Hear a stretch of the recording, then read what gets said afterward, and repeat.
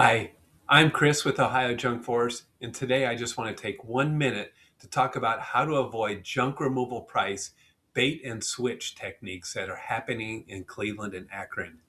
It really bothers me when we get a phone call from a customer that says they just had a junk removal company out there and they gave them an exaggerated quote. Our first question is, didn't they give you a quote before they came out? Didn't they give you some type of estimate? So I would just want to talk about that. There are some very large junk removal companies in the Cleveland and Akron, Ohio area that do not publish their pricing online, so you have no idea what it might cost.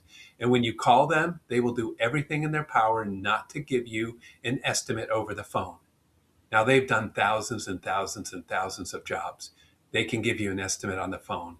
They can easily ask you some questions and say, your junk removal job should be around this price or somewhere between this range. If they say, we can't do that, we have to see it in person, and then they schedule a time where they send a crew to you, that is the classic bait and switch. What they're going to do is they're going to show up with a crew. They're going to give you a high quote and they're going to pressure you to accept that quote because they're there and they're ready to work. So why not? Um, and then if you say no, they'll say, well, I can go down a little bit. I can do this. And if you say no again, they'll say, well, let me just call my boss and how much are you willing to pay? And they'll go back and they'll pretend to make a phone call, or they will make a phone call back at their truck and they'll come back and say, well, since we're here and it doesn't make sense for us to leave, we will do it for this low price. They might even make you think that they're really giving you a great deal, but what they were doing is they were price anchoring at a very high inflated price, and they were using pressure tactics to get you to accept that. So here's what you do. If you can't find pricing online when you research the junk removal company, don't use them.